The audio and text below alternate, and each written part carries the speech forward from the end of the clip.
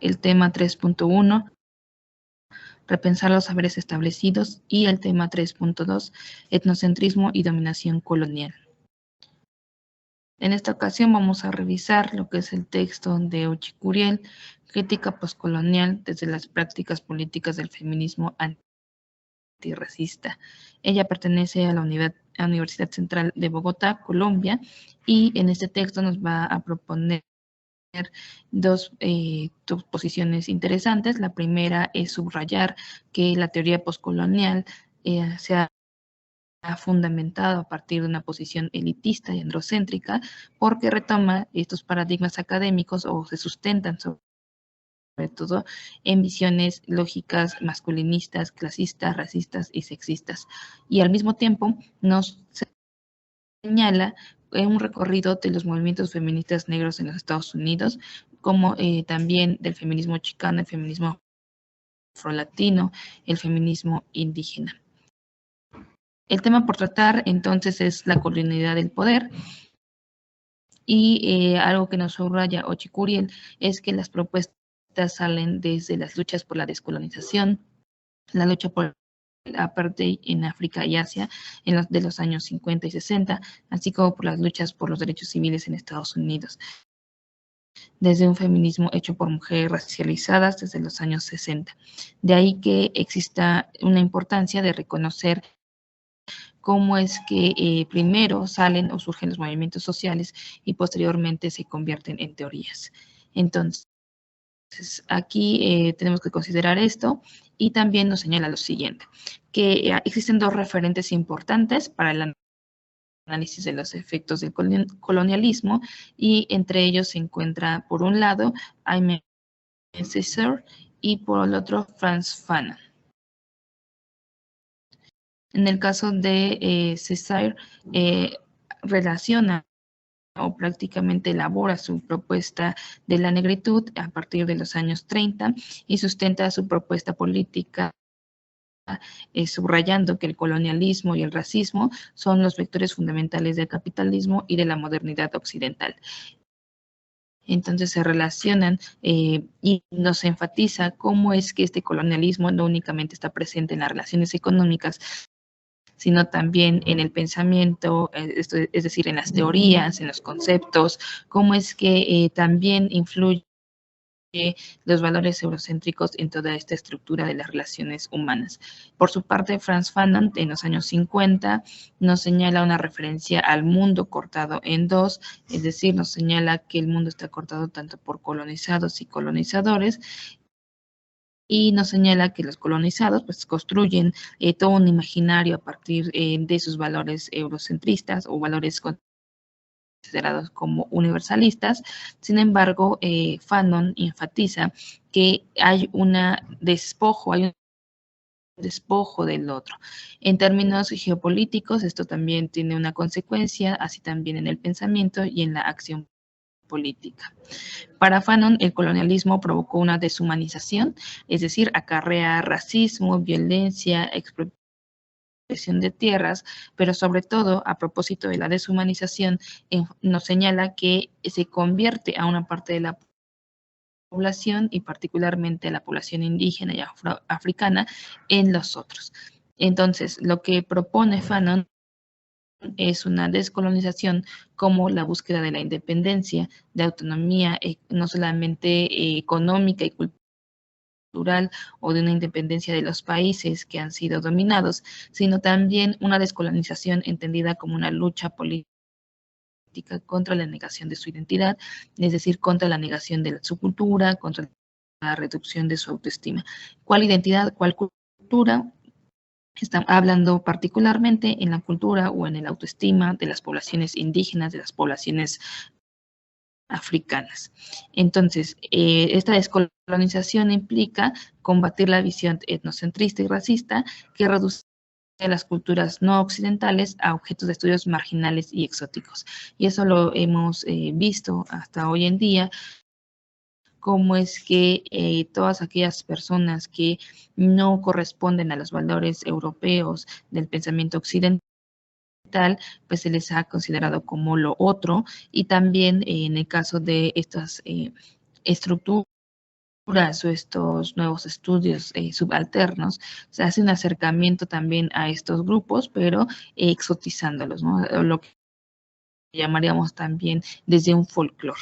Entonces, algo que nos subraya Fanon es que esta descolonización significa la creación de solidaridad entre los pueblos en una lucha contra el imperialismo, tanto eurocéntrico, pero también anglosajón. Lo que nos señala Ochi Curiel, por su parte, es que ni Fanon, ni César, ni otros exponentes como Quijano o Dussel abordaron categorías como sexo y sexualidad, es decir, no refieren también a los aportes de las mujeres feministas que tuvieron un gran impacto en la creación de este pensamiento subalterno. En palabras de Ochicuriel nos dice lo siguiente: las feministas racializadas, afrodescendientes e indígenas han profundizado desde los años 70 en el entramado de poder patriarcal y capitalista, considerando la imbricación de diversos sistemas de dominación como el racismo, el sexismo, la heteronormatividad, el clasismo, y a pesar del esfuerzo en el ámbito académico y político para tratar de abrir brechas a lo que se denomina subalternidad, la misma se hace desde posiciones elitistas y sobre todo desde visiones masculinas y androcéntricas. Es decir, incluso dentro de estas propias teorías o esfuerzos conceptuales de retomar la subalternidad, finalmente no se consideran estas categorías de sexo y sexualidad y tampoco se consideran la óptica, las experiencias de las mujeres racializadas. Aníbal Quijano, por su parte, también es uno de los exponentes importantes que abordan las consecuencias y también el pensamiento de la colonialidad, nos define de la siguiente manera la colonialidad como un patrón mundial de dominación dentro del modelo capitalista, fundado en una clasificación racial y étnica de la población del planeta que opera en distintos ámbitos. En este sentido, la colonialidad se conforma como este patrón mundial a partir del modelo capitalista que va generando una estructura de dominación y explotación que precisamente se inicia con el colonialismo, pero que se expanden hasta hoy en día como secuela. Es decir, existe también una explotación y dominación del cuerpo, en este caso a través de las relaciones de género, que se impusieron desde esta visión. Es decir, hay libertad sexual para los varones, fidelidad de las mujeres, prostitución no pagada, esquemas familiares burgueses, todo ello fundado en la clasificación racial. Ahora, Ochi Curiel nos señala que la relación de raza, clase, género y sexualidad que introduce Quijano en su concepto es importante, pero no es novedad. Como bien nos señala, en los años 70, las feministas, desde su condición de mujeres racializadas, ya estaban profundizando en esta relación, enmarcándola en procesos históricos como la colonización y la esclavitud. Procesos y avances que no fueron retomados por estos exponentes, o a lo menos no fueron enunciados de manera formal y explícita en sus teorías de conocimiento, sino que por el contrario, pues fueron omitidas. Entonces, sí se reconoció en este caso al movimiento feminista como una crítica a esta estructura colonial, sin embargo, no se dio el crédito, ni siquiera se retomaron propiamente las teorías propuestas por las mujeres racializadas. De ahí que Nochicuriel sostenga que estos esfuerzos subalternos por retomar el pensamiento finalmente también tiene un sesgo machista heteronormativo. Ahora, en el caso del feminismo como tal, pues existe una crítica postcolonial de las mujeres de color en Estados Unidos y Ochi Curiel rescata figuras importantes que, como bien se ha señalado, han surgido a partir de su acción política o estos movimientos sociales, y entre ellas destaca Maria Stewart, quien fue la primera mujer negra que señaló en público el racismo y el sexismo en Estados Unidos en una conferencia en 1831.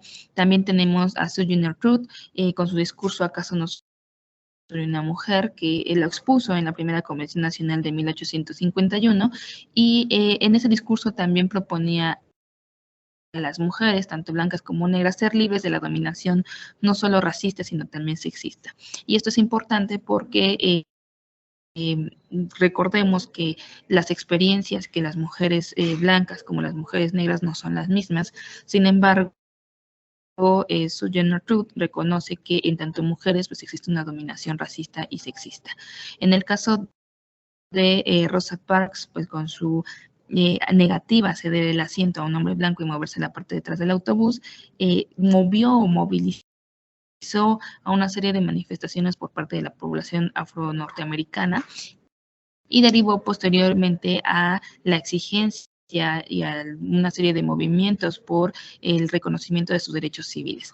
Recordemos que en la época de 1955 en Estados Unidos existía una ley de segregación racial que precisamente marcaba este tipo de separaciones y actitudes que deberían tomarse supuestamente como una norma.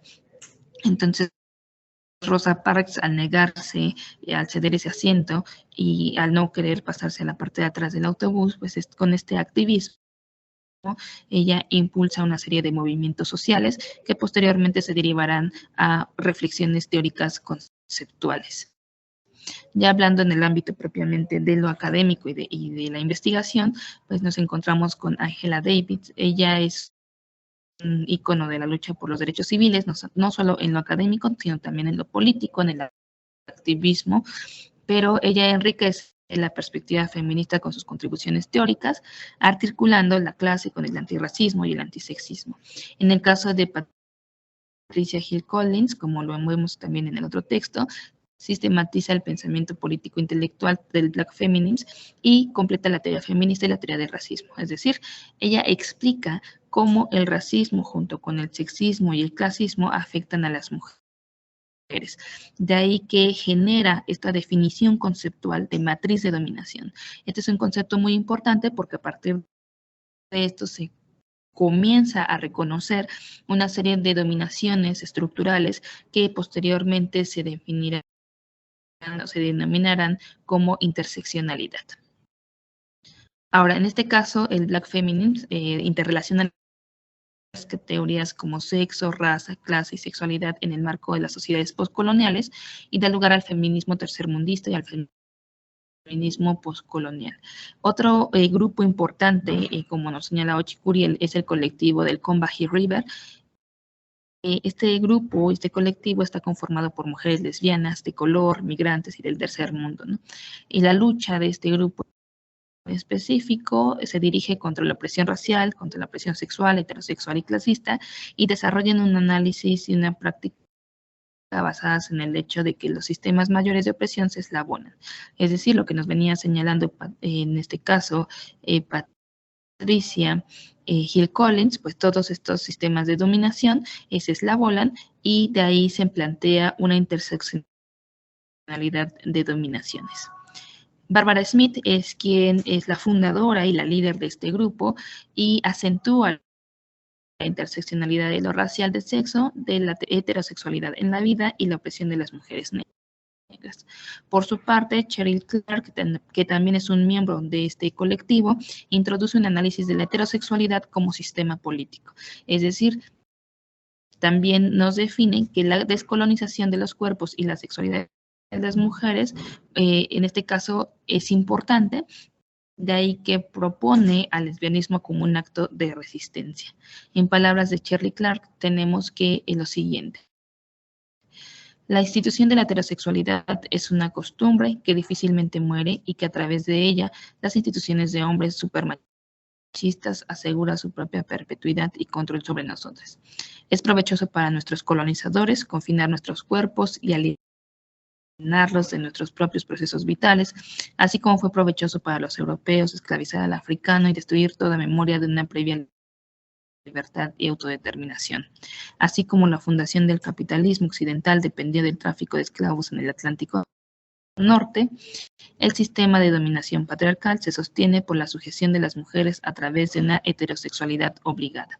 Entonces, lo que se subraya desde la propuesta de Shirley Clark es que esta dominación heterosexual mantiene a las mujeres en un sometimiento y que esa heterosexualidad que ha sido obligada conforma o es una base a partir de la cual se sustenta el propio sistema de dominación patriarcal. De ahí que el lesbianismo fuese una propuesta de resistencia para destruir, o en este caso, deconstruir esas relaciones de dominación y sobre todo los estereotipos, los roles que han mantenido a las mujeres en este sistema que las demerita, que las, en este caso, inferioriza. En el caso del feminismo chicano, Ochi Curiel nos señala que en este caso tan particular proponen una política de identidad híbrida y mestiza. Nos señalan exponentes como Gloria Anzaldúa, Chela Sandoval, también se encuentra en este caso Cherry Moraga y Norma Alarcón, y manejan lo que es un estilo bilingüe, es decir, el Spanglish para romper con el canon de la pureza gramatical. Y en este caso, esta propuesta no solamente se queda en el pensamiento político, sino que también cruza fronteras geopolíticas, literarias y conceptuales. Es decir, van en contra, o sea, lo que es el feminismo chicano va en contra de estas identidades esencialistas y por el contrario proponen identidades híbridas o identidades mestizas. En el caso particular de Gloria Anzaldúa nos señala lo siguiente. Ella propone un concepto de frontera que se llama Borderlands, y es la pionera del pensamiento fronterizo y nos expresa las limitaciones de las identidades esencialistas y auténticas. Es decir, cuestiona el nacionalismo chicano y el racismo norteamericano, así como el racismo y el etnocentrismo del movimiento anglosajón. Es decir, no solamente señala este racismo y sexismo del pensamiento en general occidental, europeo y anglosajón, sino que también dentro del propio feminismo ella identifica que existe estos rasgos y sesgos o visiones heteronormativas y también en este caso androcéntricas, ¿no? Entonces, ella también cuestiona precisamente el heterosexismo de ambos, tanto del pensamiento occidental en general como del pensamiento del feminismo anglosajón de su época. Ahora bien, también toma como marco el contexto global del capitalismo y nos señala que la New Mestiza propone romper con los binarismos sexuales, con la imposición de un culturalismo que define roles y funciones para las mujeres con el fin de mantenerlas en la subordinación. De ahí que para el feminismo chicano y en particular para el contexto de Gloria Anzaldúa, pues la identidad mestiza suponga reconocerse subalterna y por lo tanto reivindicarse como latina. Es decir, desde esta experiencia particular del feminismo chicano, reconocerse como latina es un acto de resistencia.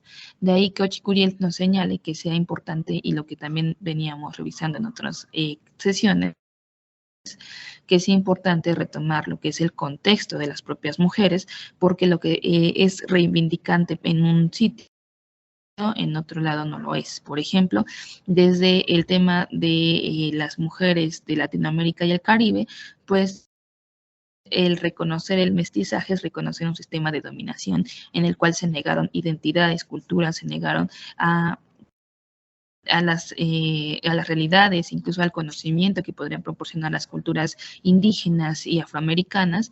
Y si lo vemos aquí en el caso particular del feminismo chicano, pues se está retomando esta new mestiza como un acto de resistencia. Entonces, por eso es importante retomar el feminismo desde el punto de vista y sobre todo desde su situación particular. Ahora, en palabras de nuestra autora, de Gloria Anzaldúa, respecto al feminismo chicano, pues encontramos en sus palabras lo siguiente. Quiero la libertad de poder tallar y cincelar mi propio rostro, cortar la hemorragia con cenizas, moderar mis propios dioses desde mis entrañas, y si ir a casa me es denegado, entonces tendré que levantarme y reclamar mi espacio, creando una nueva cultura, una cultura mestiza, con mi propia madera, mis propios ladrillos y argamasa, y mi propia arquitectura feminista. Es decir, aquí reconstruir o formar una propia visión, una propia estructura, ella dice arquitectura feminista, retomando precisamente sus propias experiencias. Ahora, también es importante señalar que otra de las secuelas del colonialismo es justamente el aspecto de la política de blanqueamiento. Es decir, a partir de esta ideología del mestizaje se aspiró a un modelo europeo para mejorar la raza.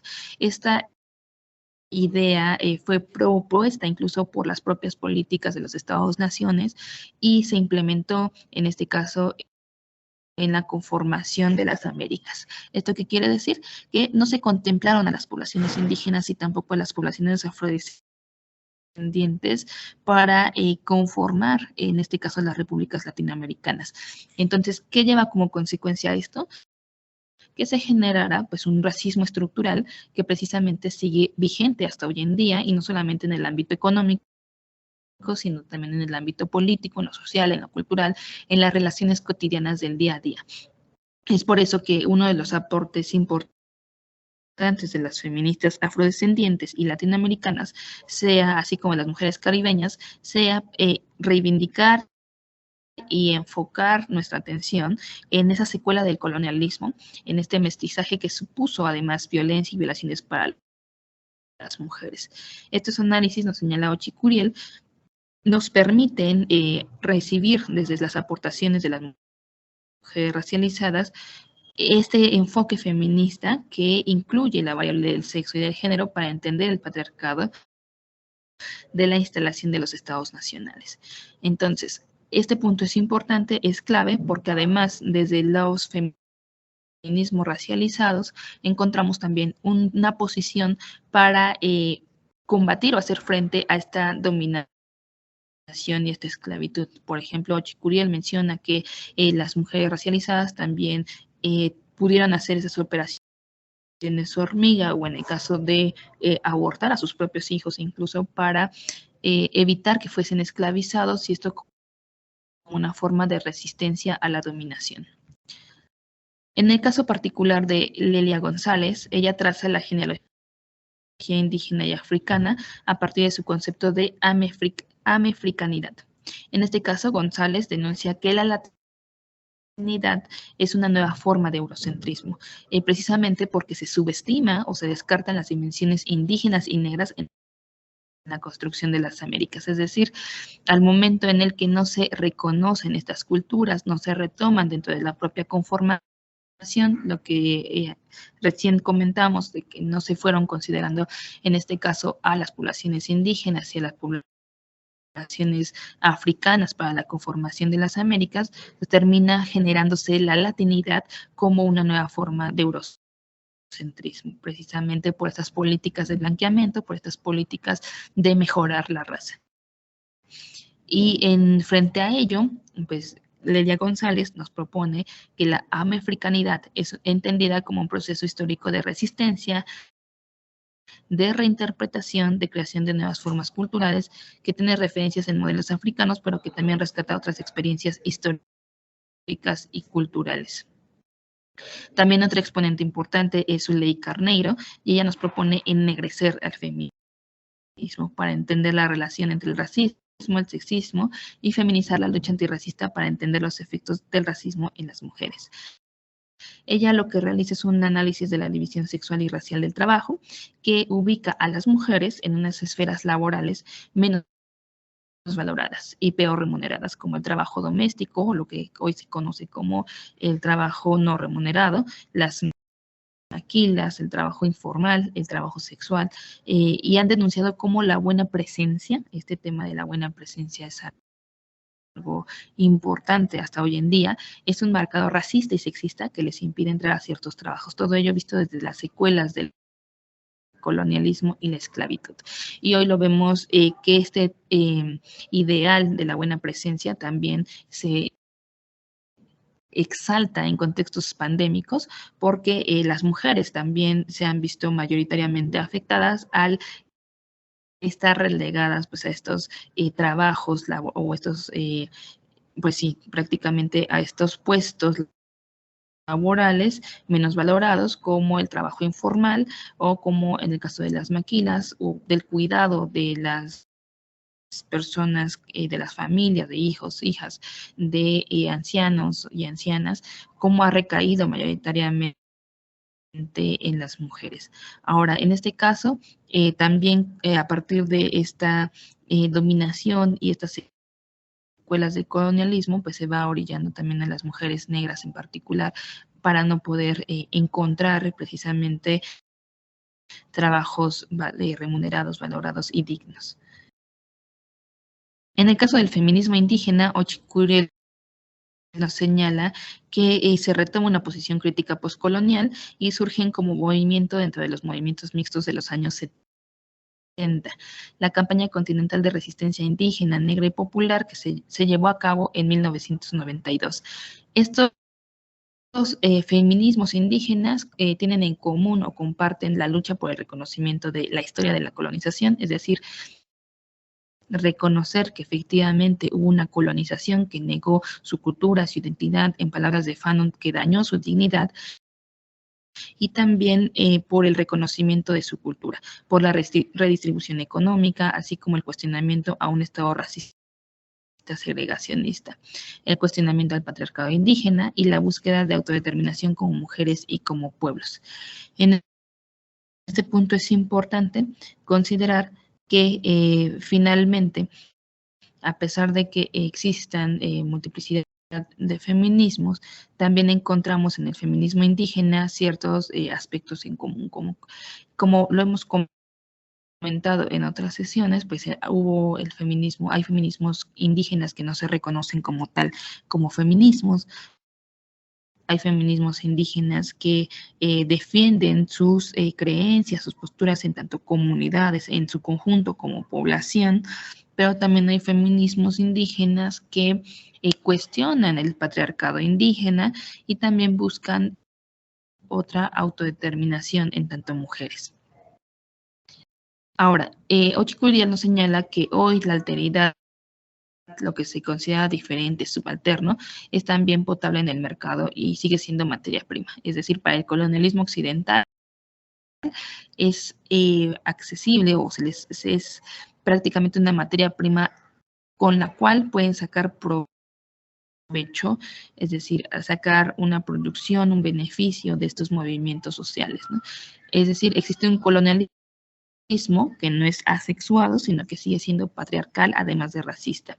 También nos señala Ochicuriel que la diferencia cultural ha producido un neorracismo, es decir, un racismo sin razas que mantiene a la otra y al otro fuera del todo paradigma válido. Si los subalternos se traducen en un discurso de multiculturalidad, entonces sigue manteniendo relaciones de poder colonialista. Es decir, también nos señala que descolonizar entonces supone entender la complejidad de relaciones, subordinaciones que se ejercen sobre aquellas consideradas como otros. En este aspecto es importante retomar lo que veníamos señalando en la clase anterior con el texto de Judith Butler, de cómo es que todos aquellos que no encajan dentro del parámetro del yo, en este caso del yo desde el pensamiento falogocéntrico, es el hombre blanco, de color, de la piel clara, ¿no? En este caso, empoderado, que tiene dinero, que es responsable, es decir, como que todos estos valores que se le han adjudicado al sujeto varón masculino, finalmente se desmargina, ¿no? Es decir, el subalterno se traduce desde la identidad del yo y por lo tanto pues hay una negación de la otredad, de la alteridad. Entonces, y si realmente se quiere reconocer al otro o a la otra, se tendría no que hacer desde el parámetro propio, sino a partir de su propia interpretación, es decir, no subsumir la esencia de lo que es lo otro a partir de mi propia estructura del yo, ¿no?